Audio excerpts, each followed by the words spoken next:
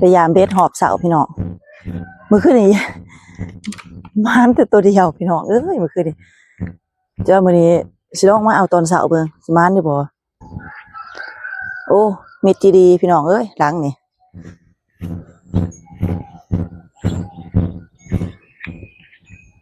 นี่ก็เม็ดหลังนี่ก็เม็ด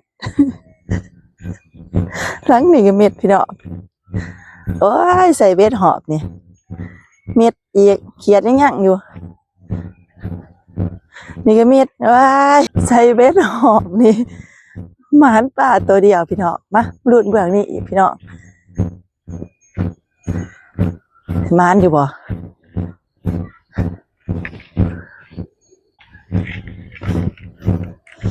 หลังนี่แห้งเหงื่อยังอยู่พี่น้อง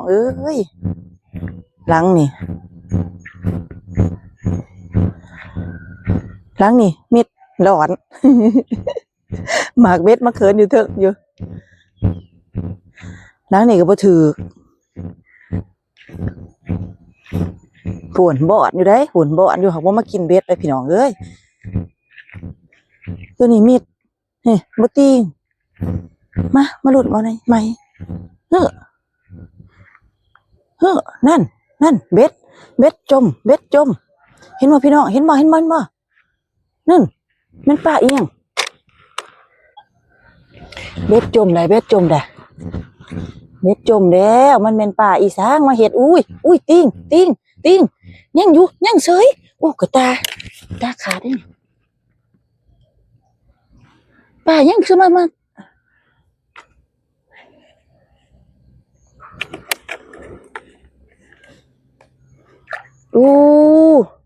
ปลาลูกตัวหมองไงเบ็ดเกือบรูดพี่น้องในปลาดุกตัวหมองไงเกือบสมอเบ็ดรูดไปเด้พี่น้องถือเบ็ดจนจมลงน้ำชามไรมาอันนี้มายามตัวหมองไงพี่น้องเขาก็ได้ตัวเดียวตอนเสาร์นี่หลังที่12พี่น้องเดี๋ยวไปเบิ่งหลังที่13ว่าสิมานอยู่บ่หลัง11ตัวนี้หลังที่11พี่หลังที่12อยู่พี่ปลาตัวนี้ก็ดอนพี่น้องเป็ดเขินหลังสุดท้ายแล้วพี่น้องมิดจีดีเนื้อกับบ่เรือเลยพี่น้องยามเบ็ดยามเช้าเลยปลาทุกตัวหนึ่งพี่น้องมือขึ้นนี่ก็เลยปลาคอตัวหนึ่งหากมือขึ้นนี่ตัวง่ายได้มือขึ้นนี่มาหอบเช้าเลยปลาดุกตัวหนึ่งพี่น้องปลาดุกตัวหนึ่งหอบเช้าก็โตบักใหญ่เติบอยู่ไหน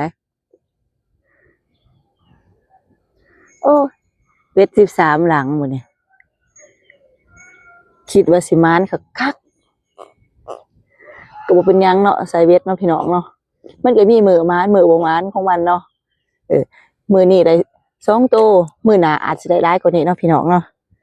มือขึ้นนี่ก็ได้ปลาคอตัวหนึ่งตัวบางใหญ่ต้มกินแล้วเรียบร้อยแล้วพี่น้องต้มโดยตอนหัวค่ำปลาดุกตัวนี้นะได้ออมพี่ได้ออมหนึ่งไม่เห็นออมพอดีอิ่มพี่น้องนี่หากขาดว่าก็สิบอะไรเห็นออมหรอพี่น้องสิได้ปิ้งให้ลูกชายแล้วว่าลูกชายว่าอยากกินปิ้งปลาดุกแม่ก็เลยว่าลงมาใส่เบ็ดกับมานอยู่พี่น้องก็เพราะอะไรเอาไปเฮ็ดสู่ลูกสู่เต่ากินอยู่เนาะเสาร์นี่เนาะเขินตัวบางใหญ่เดืองอุ่ยหุยเลยปลาดุกหน้าเลยพี่น้องตัวบางใหญ่ปลาดุกหน้าเลยนี่มันเป็นปลาดุกพันธุ์เลยพี่น้องเลยพอป่ามันเป็นป่าธรรมศาสตร์เนาะเขาใส่อยู่ในคลองหน้าเขาเองหน้ามันถ่วมพี่น้องก็ว่ามันสิมีป่าธรรมศาสตร์มาอยู่คือป่าเดี่ยงนี่ก็มีป่าเขาเดี่ยงเองปลานิดเนาะ ถ้าปล่อยซะอย่างนี้แต่ว่าส่วนได้แล้วมันสิมีปลาธรรมชาติพี่น้องยามฝนนี่น้ำท่วมเบิดเลยหน้านี่น้ำรวดเบิดแถวคูคลองของเขานี่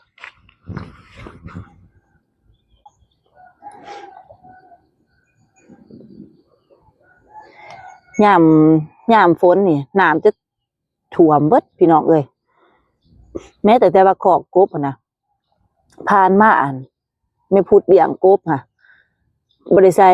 บริเฮ็ดแบบนี้เนาะบริใส่กระฟุ้ยพี่น้องแบบเขาใส่แยงแล้วก็เอาไม้เฮ็ดเป็นซีแจไม้ครึ่งซีหลาน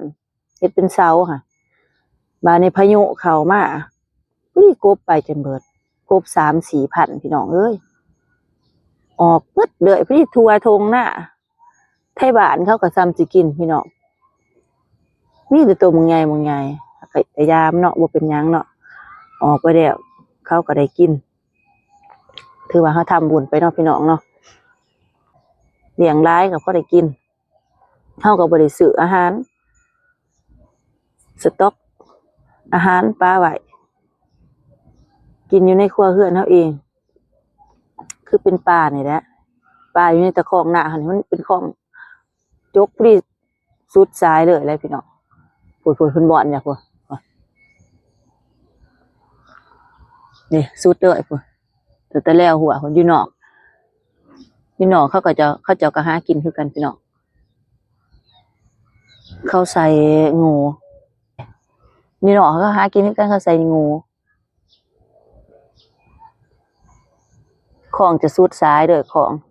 นี่สุดแลน